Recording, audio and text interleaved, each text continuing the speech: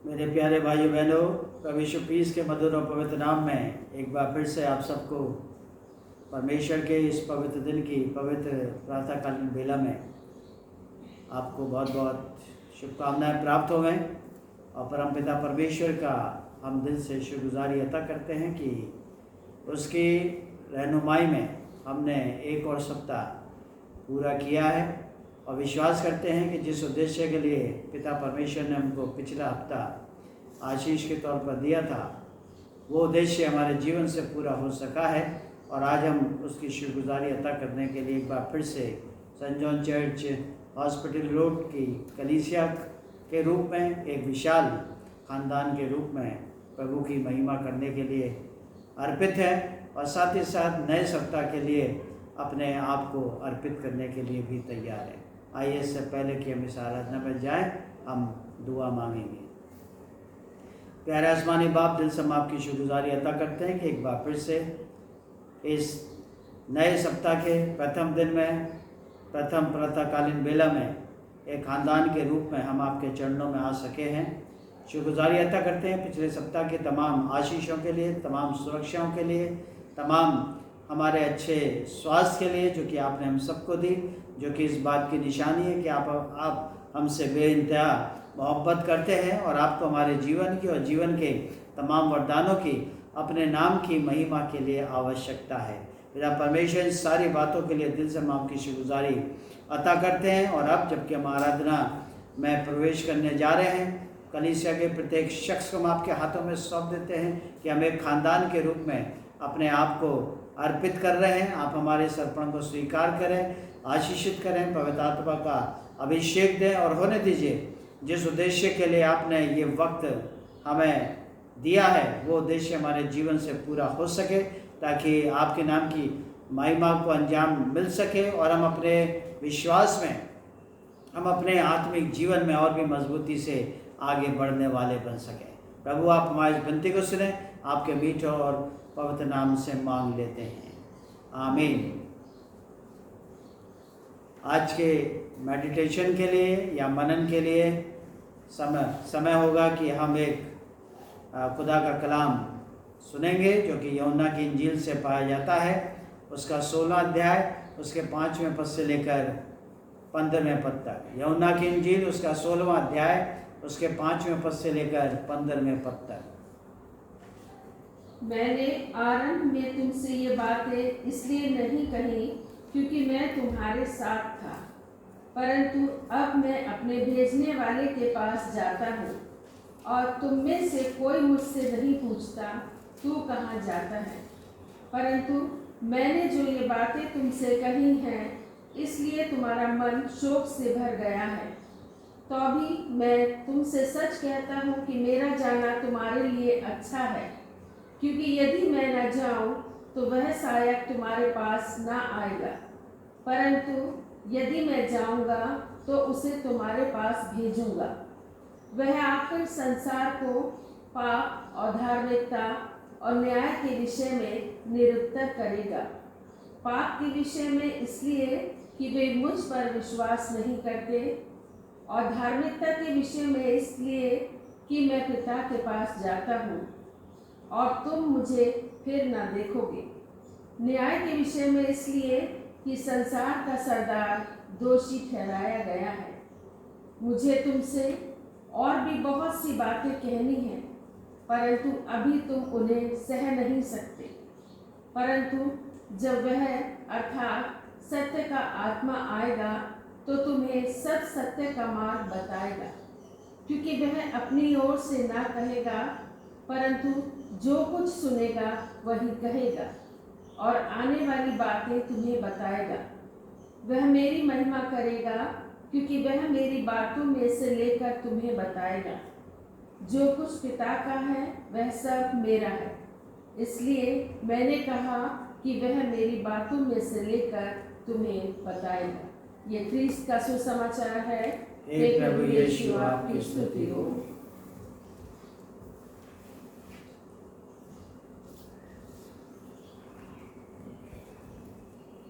दुआ मांगे। परमेश्वर पिता, परमेश्वर पुत्र और परमेश्वर पवित्र आत्मा के नाम में आमीन।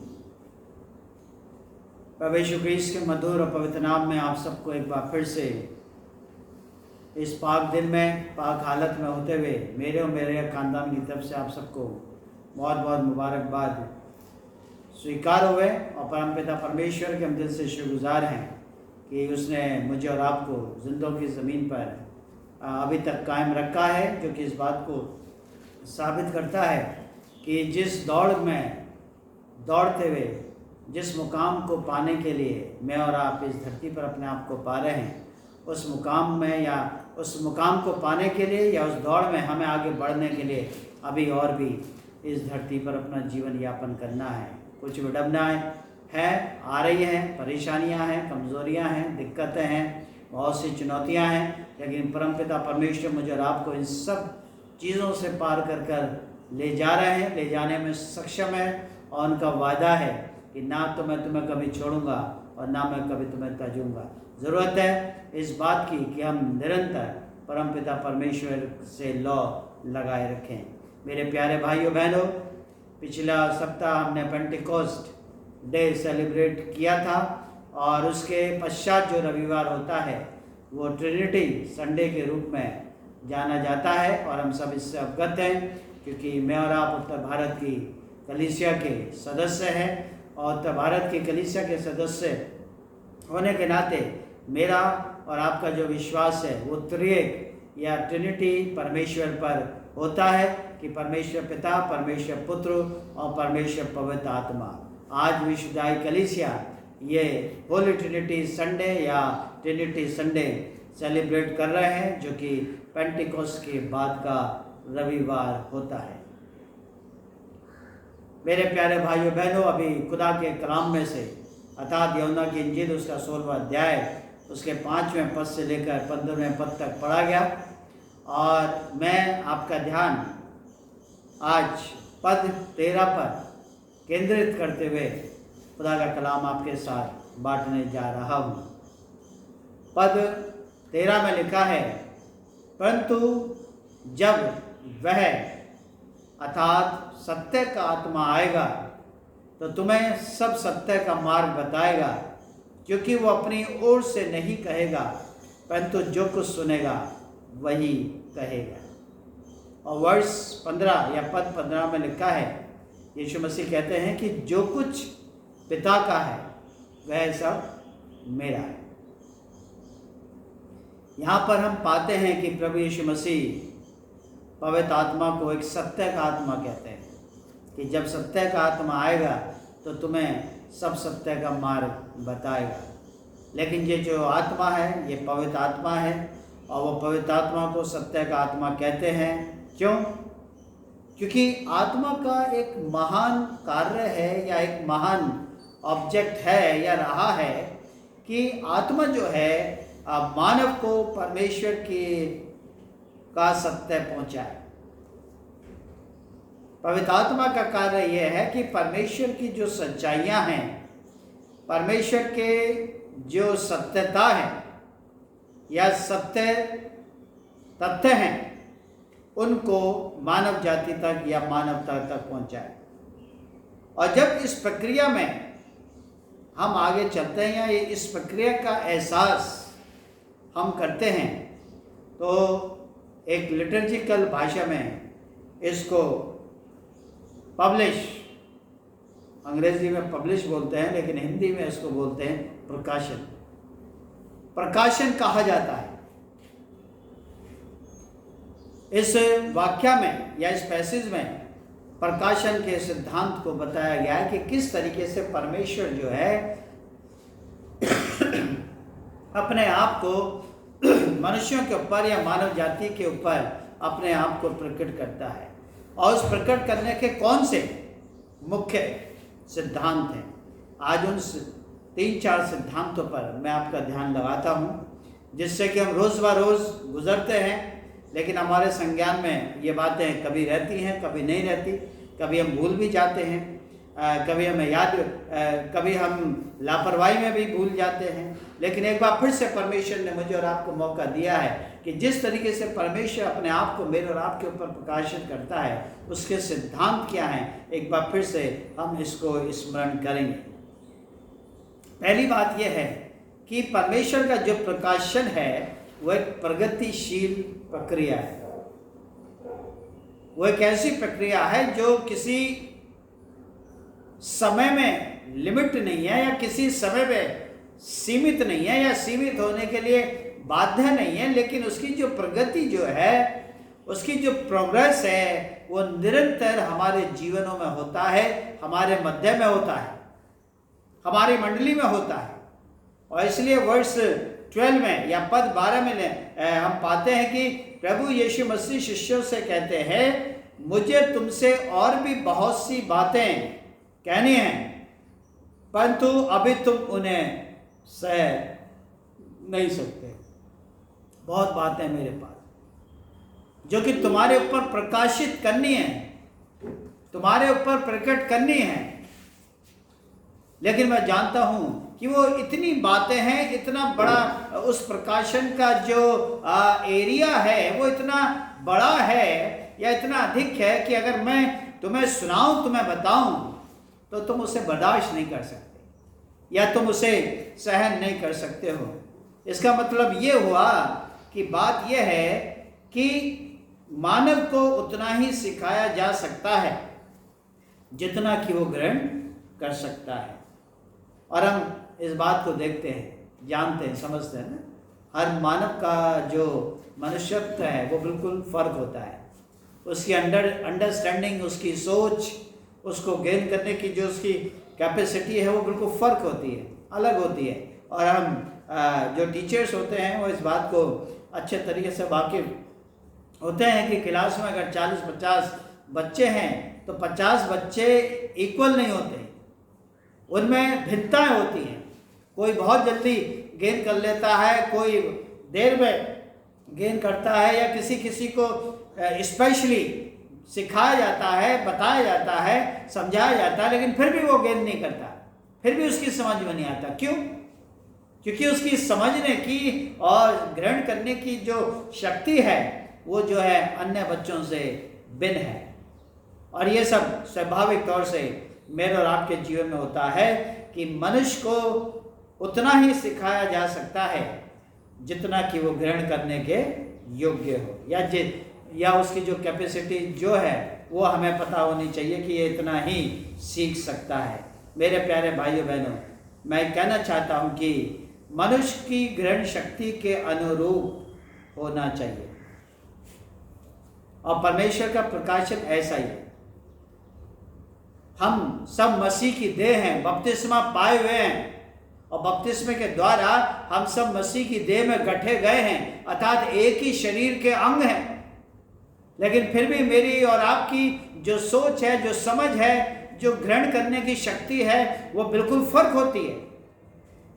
किसी को परमेश्वर की सच्चाई तुरंत समझ में आ जाती है, किसी को परमेश्वर की सच्चाई नहीं समझ में आती, उसको संदेह रहता है, उसको डाउट रहता है, अब वो उसको समझने में, उसको स्वीकार करने में वो बहुत समय लगाता है, या कभी कभी निराश भी हो जाता है, हताश भी हो जाता है। तो फिर वो परमेश्वर के प्रकाशन के ऊपर ज़्यादा समय खर्च नहीं करता, वो उस बात को छोड़ देता है। तो परमेश्वर का प्रकाशन भी ऐसा ही है कि वो प्रगतिशील है, और परमेश्वर मनुष्य को वही सिखाता है जितना उसकी बुद्धि ग्रहण कर सकती है। और यही कारण है कि हम कलीसिया में, बहुत बड़ी कलीसिया होती है, कई परिवार होते हैं, कई पर्सनैलिटी होती हैं, और सभी लोग गिरजाघरों में आते हैं, वचन सुनते हैं, गीतों को गाते हैं, प्रभु भोज में हिस्सा लेते हैं, लेकिन सबकी सोच समझ फिर भी डिफर रहती है, फर्क रहती है। उनके विचार, उनकी सोच, उनकी बातचीत, उनका व्यवहार, उनका रहन सहन का तरीका, उनकी जो जीवन शैली। एक ही चर्च में आते हैं, एक ही खुदा के मानने वाले हैं, एक ही प्रचारक के द्वारा, एक ही पासवान के द्वारा प्रचार सुनते हैं, लेकिन फिर भी जीवनों में भिन्नता दिखाई देती है, डाइवर्सिटी दिखाई देती है। तो वजह यही है कि मनुष्य की ग्रहण करने की जो शक्ति है वो सबकी अलग अलग होती है, और ऐसी परमेश्वर का प्रकाशन है जो कि प्रगतिशील है।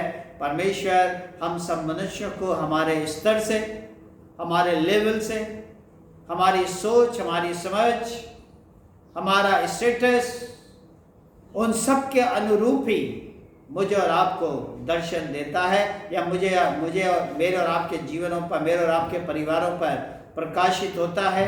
और ताकि हमारे पास जितना है, जितनी सोच समझ है, हम उतना ही ग्रहण कर सकते हैं। अगर हम पुराने नियम की पुस्तक देखें तो हम पाएंगे एक फैक्ट वहाँ पर दिखाई देता है कि इतिहास की पुस्तक जब हम पढ़ेंगे तो हम पाते हैं वहाँ पर कि विधर्मियों को, जो परमेश्वर के लोग थे, परमेश्वर के चुने हुए लोग थे, या जो इस्राएल कौम थी, वो अपने धर्म को बचाने के लिए, अपने विश्वास को बचाने के लिए, अपने धर्म की पवित्रता या अपनी आस्था की पवित्रता को बनाए रखने के लिए वो सोचते थे कि जो विधर्मी हैं इनको संपत्ति सहित, या इनके जो घर है, इनके जो जानवर हैं, इनके जो खेत है,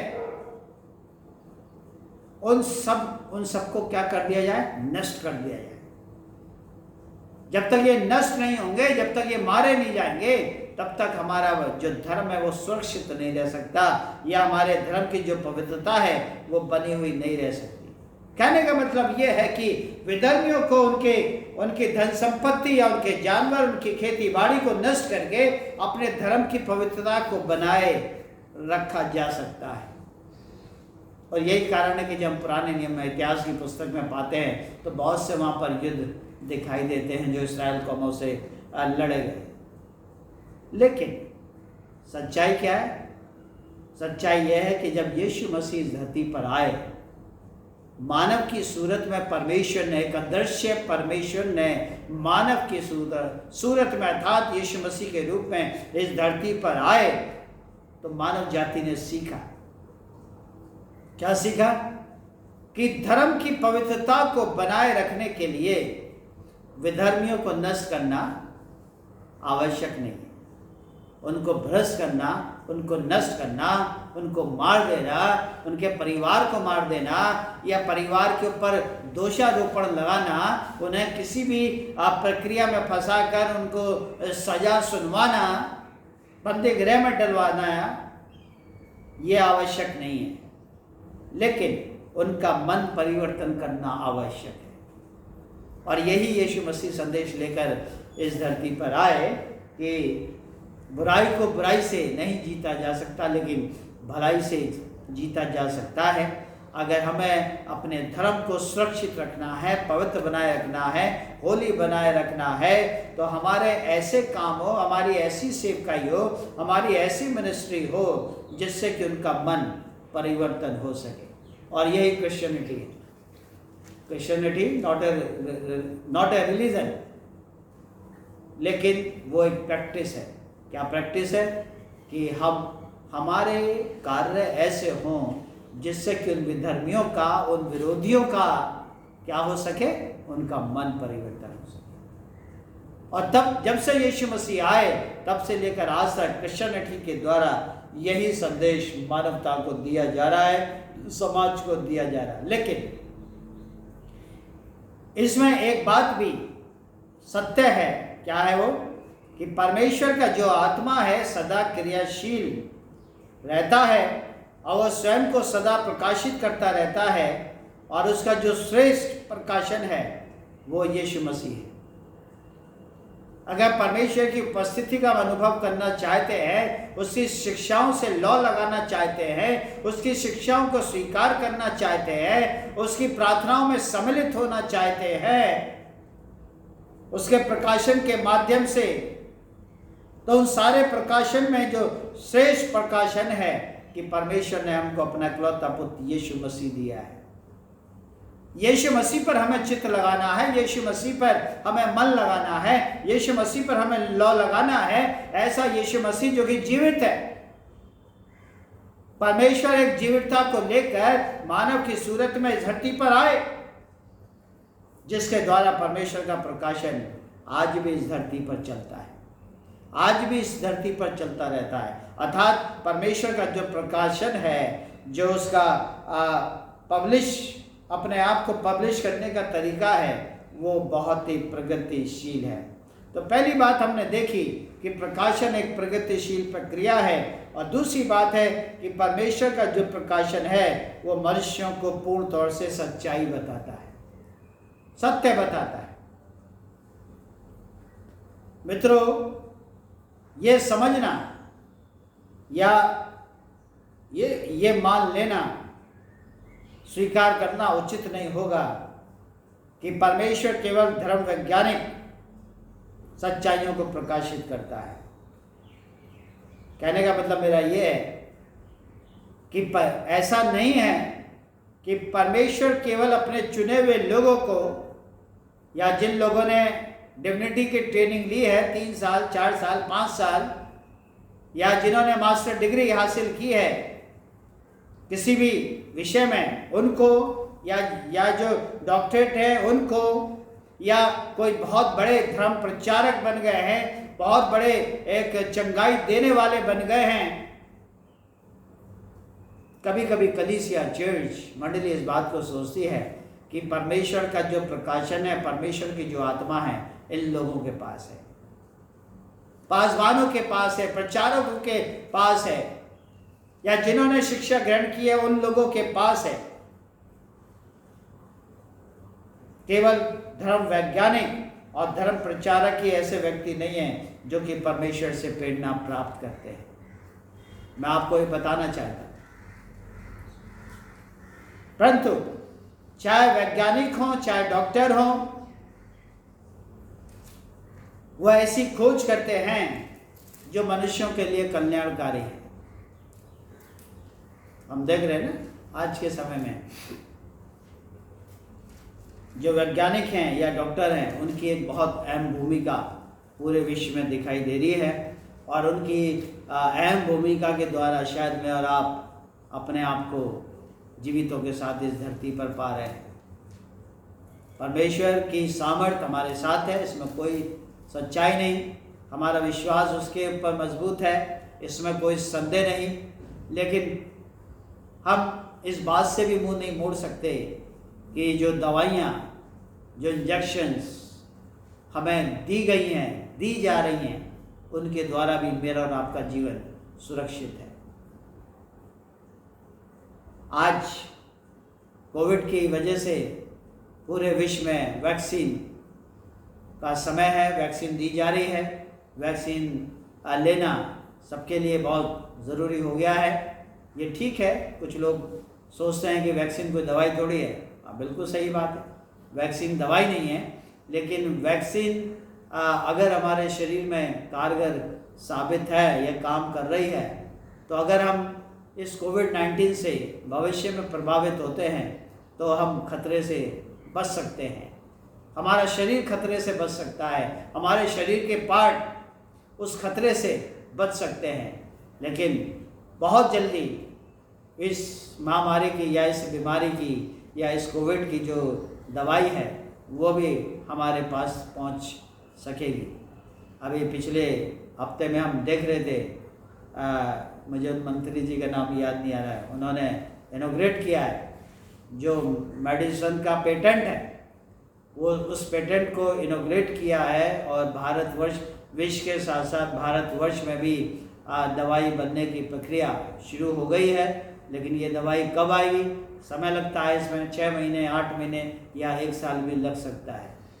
लेकिन जो कुछ मैं जो कहना चाहता हूँ, ये कहना चाहता हूँ कि आज जो डॉक्टर मेरी और आपकी सेवा में लगे हुए हैं, जो वैज्ञानिक लोग नए नई खोज कर रहे हैं, वैक्सीन बना रहे हैं, दवाइयों की खोज कर रहे हैं या दवाइयाँ बना रहे हैं जो कि मानव जाति के कल्याण के लिए है, तो मैं ये कहना चाहता हूँ कि इस प्रक्रिया को, इस सिद्धांत को भी परमेश्वर की ओर से प्रेरणा प्राप्त होना मुझे और आपको मानना चाहिए। ये पवित्र आत्मा का अभिषेक है, ये पवित्र आत्मा का कार्य है जो कि परमेश्वर के सच्चाइयों को इन वैज्ञानिक तक, इन डॉक्टर्स तक परमेश्वर पहुंचा रहा है। अब वो इन सारी चीजों की खोज में लगे हुए हैं। आज भी हम देखते हैं कि बहुत से भाई बहन वैक्सीन के खिलाफ हैं या वैक्सीन के अगेंस्ट हैं। अभी उनकी अंडरस्टैंडिंग पॉजिटिव नहीं है, लेकिन मैं कहना चाहता हूँ, है ना, आपसे आग्रह करना चाहता हूँ कि वैक्सीन लेना हर व्यक्ति को ज़रूरी है। इसलिए सरकार जो है 18 तक आ गई है, 18 प्लस तक की वैक्सीन हमारे पास अवेलेबल है। और उसके बाद जो है 12 साल से लेकर 18 साल या 16 साल तक के बच्चों के लिए वैक्सीन का कार्य चल रहा है।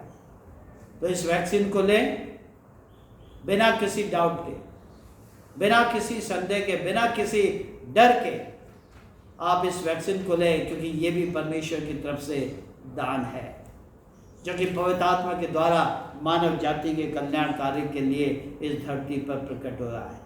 परमेश्वर के सच्चाइयों को, उसके भेदों को मैं और आप अपनी सोच, अपनी समझ से सीमित नहीं कर सकते।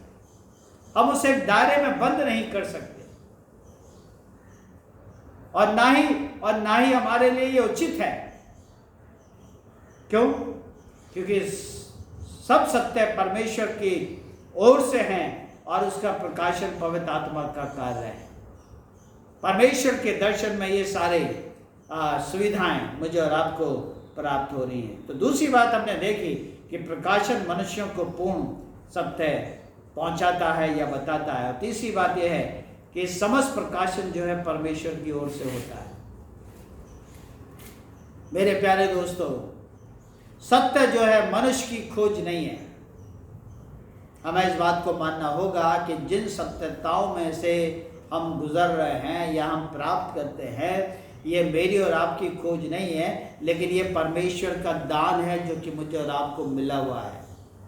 हम जीवन की सच्चाइयों को जान पा रहे हैं, हम मानवता की सच्चाइयों को जान पा रहे हैं। मानव को इस शरीर पर कैसे सुरक्षित रहना है, कैसे संघर्ष करना है, कैसे लड़ाई लड़नी है। परमेश्वर की तरफ से जो बुद्धि, जो ज्ञान मुझे और आपको प्राप्त है, वो एक दान के रूप में है और मैं और आप उसका इस्तेमाल कर रहे हैं।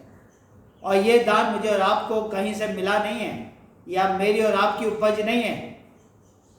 ये दान पवित्र आत्मा का दान है जो कि हमारे पास आता है। ये दान पवित्र आत्मा हमारे पास लाता है। सत्य की हम परमेश्वर के जो सत्य है, जो तथ्य है, मैं और आप उनकी सृष्टि नहीं कर सकते, बस मैं और आप उनको सर्च कर सकते हैं या उनका अन्वेषण कर सकते हैं।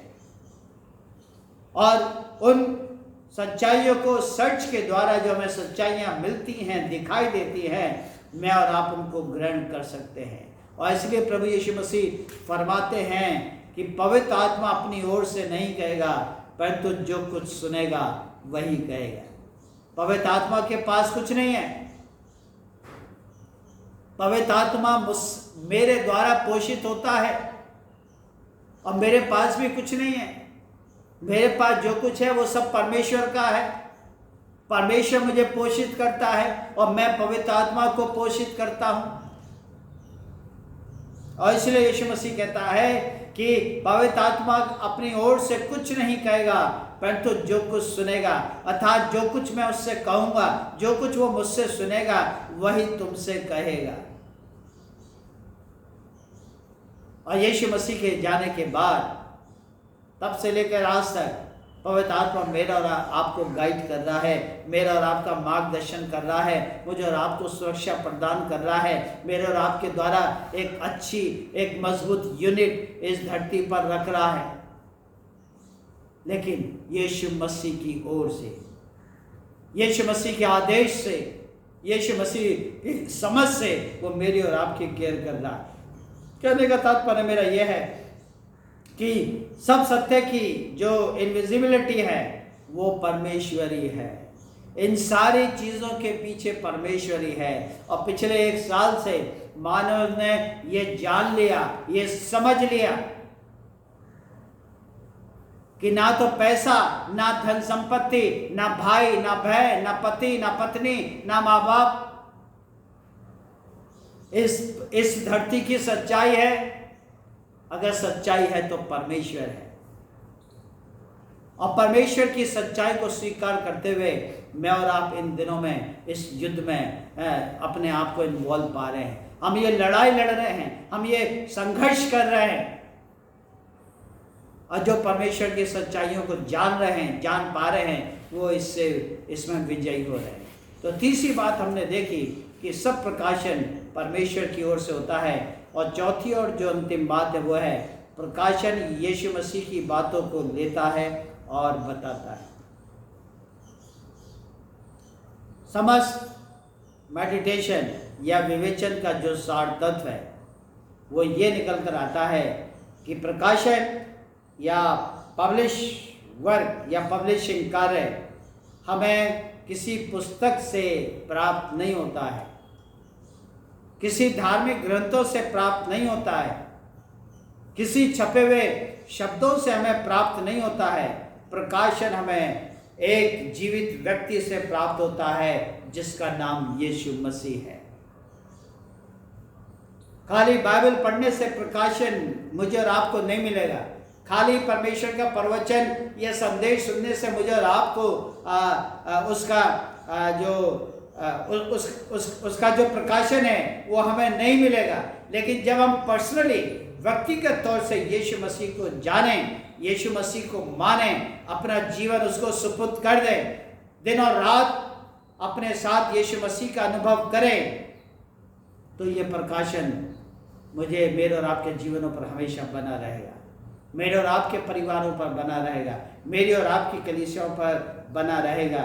जितना अधिक चर्च, कलीसिया, मंडली, मेरा और आपका परिवार, मेरे और आपका व्यक्तिगत जीवन जितना अधिक निकट यीशु मसीह के रहेगा, रहने की कोशिश करेगा, उतना अधिक हम उसे जान पाएंगे, उतना अधिक हम उसे जान पाते हैं। और जितना अधिक हम उसके समान बनने का प्रयास करेंगे, उसकी आदतों को अपने जीवन में स्वीकार करेंगे, उसके विचारों को, उसकी सोच को, उसकी समझ को, उतना ही अधिक हमें वो मुझे और आपको ज्ञानवान बनाता चला जाएगा, उतना ही अधिक वो मुझे और आपको ज्ञान देता है। मेरे प्यारे भाइयों बहनों, प्रभु यीशु मसीह के प्रकाशन का आनंद प्राप्त करने के लिए हमें उसका स्वामित्व ग्रहण करना बहुत ज़रूरी है।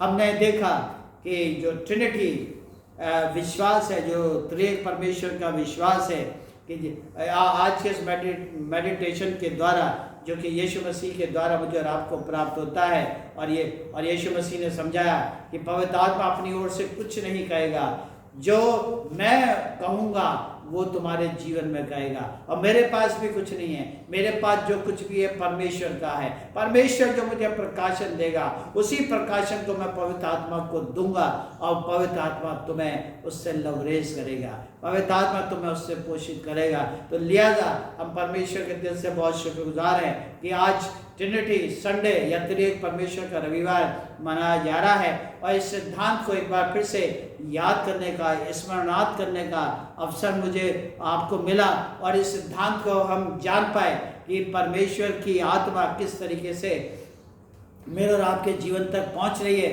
किस तरीके से मेरे और आपके व्यक्तिगत, पारिवारिक और कलीसियाई जीवन में कार्य करनी है। भविष्य में हमें इसी बातों को ध्यान में रखते हुए आगे बढ़ते चले जाना है, और जब हम अपने आप को पवित्र आत्मा का दान पाते हैं, तो खाली पवित्र आत्मा नहीं, लेकिन पिता, पुत्र, पवित्र आत्मा के नाम में उन सारी सच्चाइयों को स्वीकार करें, स्वीकार करते रहें, और इन सारी सच्चाइयों को लेकर अपने जीवन के द्वारा इनका प्रकाशन अन्य विश्वासियों के बीच में, अन्य जातियों के बीच में, अन्य समाज के बीच में करते चले जाएं। परमेश्वर हम सबको आशीषों से परिपूर्ण करे। आमीन। आइए हम प्रार्थना करें।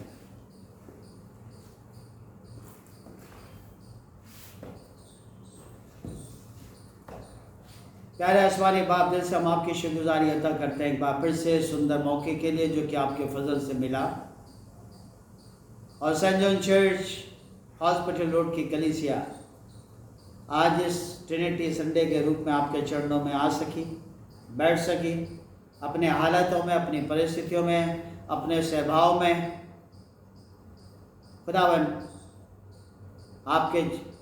आपसे लौ लगा सके, आपके वचन को पढ़ सके, उसके ऊपर चिंता मनन कर सके, और जब इस गहन अध्ययन को वो स्वीकार करेगी तो पाएगी कि वो कितने सौभाग्यशाली हैं कि उन्हें त्रिएक परमेश्वर के विश्वास में उन्होंने अपनी आंखें खोली हैं, त्रिएक परमेश्वर के विश्वास में अपने जीवन को पाया है, त्रिएक परमेश्वर के स्वभाव में अपने जीवन को वो आज तक पोषित पा रहे हैं। पिता परमेश्वर, इसके लिए हम दिल से आपकी शुक्रगुजारी अता करते हैं, और साथ ही साथ जबकि पिछले एक सप्ताह आपने हम सबको सही सलामत रखा, अपनी पाक पनाह में रखा, तमाम खतरों से, परेशानियों से, दुख बीमारियों से बचाए रखा। निसंदेह बहुत से संदेह हमारे सामने आए होंगे, अप्स डाउन आए होंगे, चैलेंजेस आए होंगे, लेकिन हमने आपकी सच्चाई का सहारा लेते हुए, आपके दान का इस्तेमाल करते हुए हम उस यात्रा में सफल हो सके हैं, हम उस संघर्ष में विजयी हो सके हैं, और आपने हमको मौका दिया कि आज हम आपके नाम की हमदो तारीफ कर सकें। भविष्य के लिए भी हम अपनी कलीसिया के प्रत्येक भाई बहन को आपके हाथों में सौंप देते हैं।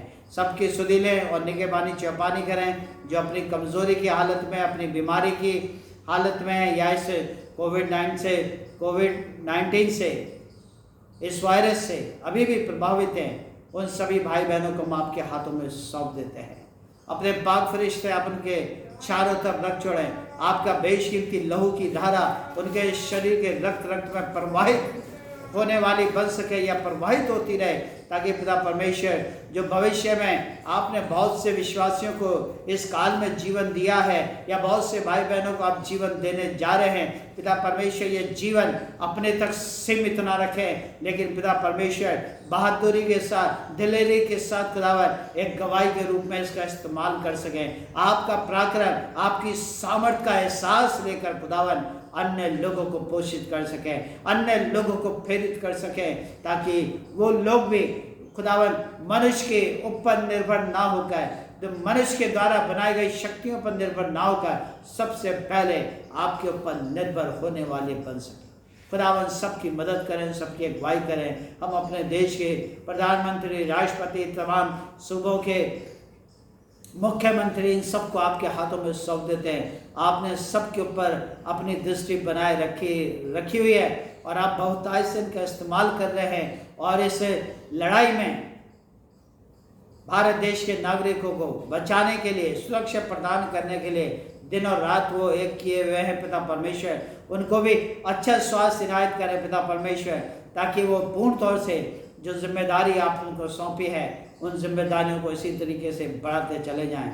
हम प्रार्थना करते हैं उन स्टेट्स के लिए जहाँ पर ये यासर नाम का तूफान आया हुआ है, और पिता परमेश्वर बहुत वहाँ पर नुकसान हुआ है पिता परमेश्वर, लेकिन हमारा विश्वास है कि कहीं ना कहीं मानव की इसमें कोई गलती है, और पिता परमेश्वर मानव अपनी गलतियों की इसी में इन सब को बेयर कर रहा है। खुदावंद वहाँ पर अपनी शांति कायम रखे, वहाँ के अधिकारियों को, प्रशासन को आपके हाथों में सौंप देते हैं। खुदावन आपके ऊपर भरोसा रखकर वो इन तमाम स्टेट्स के रहने वाले नागरिकों की सेवा टहल करने वाले बन सके।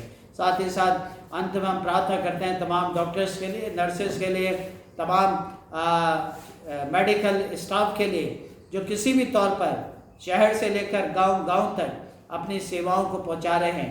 बहुत से लोगों ने जीवन बलिदान कर दिया है पिता परमेश्वर, उन सब पर आपकी आशीष बनी रहे, उनके परिवारों पर आपकी आशीष बनी रहे कि फ्रंट लाइनर बनकर पिता परमेश्वर आपकी सेवकाई कर रहे हैं। तमाम पुलिस एडमिनिस्ट्रेशन की, तमाम कॉरपोरेशन एडमिनिस्ट्रेशन के तमाम अधिकारियों को, तमाम स्टाफ को आपके हाथों में सौंप देते हैं, जो कि खुदावन मानव जाति की सेवकाई के लिए निरंतर 24 घंटे अपने आप को लगाए हुए हैं। सबकी सुधीले और निगहबानी चौपानी करें। अंत में हम प्रार्थना करते हैं उन तमाम भाई बहनों के लिए जिनकी पिछले सप्ताह में खुदावन वर्षगांठ या वैवाहिक वर्षगांठ आई थी। भाई अनुपम एडवर्ड, जिनकी वर्षगांठ 24 मई को थी, और 26 मई को बहन एस्टर थॉमस, 27 मई को बहन निहारिका अस्थाना, और 26 तारीख को आपके सेवक मेरे और मेरी पत्नी के जीवन में एक और वेडिंग एनिवर्सरी आपने दिखाई, और एक नए वैवाहिक वर्ष में आप हम दोनों को लेकर आए हैं, और साथ ही साथ भाई राजीव और उनकी पत्नी कविता कर्नेलियस, जबकि 28 तारीख को उन्होंने अपने वैवाहिक जीवन का एक और वर्ष पूरा किया है और एक नव वर्ष में प्रवेश करके चले आए हैं। पिता परमेश्वर, इन सभी भाई बहनों को, इनके परिवारों को हम आपके हाथों में सौंप देते हैं। सबके सुधीले निगहबानी चौपानी करें, ताकि इस संघर्ष में लड़ाई लड़ते हुए, संघर्ष करते हुए, जो आपने उनके इस दुनियावी दौड़ में, इस वैवाहिक दौड़ में एक और वर्ष पूरा किया है और एक नव वर्ष में प्रवेश लिया है, पिता परमेश्वर, इन सब का विश्वास आपके ऊपर और भी मजबूती से बढ़ता चला जाए, और जो कुछ खुदावन आपका अभिप्राय इनके व्यक्तिगत, इनके पारिवारिक जीवन से है, उस अभिप्राय में सर्वोपरि आपको स्थान देते हुए आगे बढ़ते चले जाए। एक बार फिर से हम सभी भाई बहन एक चित्त से, एक मन से, एक आत्मा से अपना जीवन पूर्णतः आपके हाथों में सौंप देते हैं। आप हमारी इस विनती को सुने और स्वीकार करें, आपके मीठे और पवित्र नाम से मांग लेते हैं, आमीन। हे हमारे पिता, तुझे स्वर्ग में है, तेरा नाम पवित्र माना जाए, तेरा राज्य है, तेरी इच्छा स्वर्ग में पूर्ण होती है, वैसे पृथ्वी पर भी हो। हमारे दिन भर की रोटी आज हमें दे, हमारे अपराधों को क्षमा कर जैसे ने अपराधियों को क्षमा किया है, हमें परीक्षा न पड़ने दे, परंतु बुराई से बचा, क्योंकि राज, पराक्रम और महिमा अब और सर्वदा आपके ही हैं, आमीन। अब हमारे खुदावंद यीशु मसीह का फजल, खुदा बाप की मोहब्बत और पाक की शराकत हम सबके साथ, तमाम ईमानदारों के साथ अब से लेकर सदा तक होती रहे, आमीन।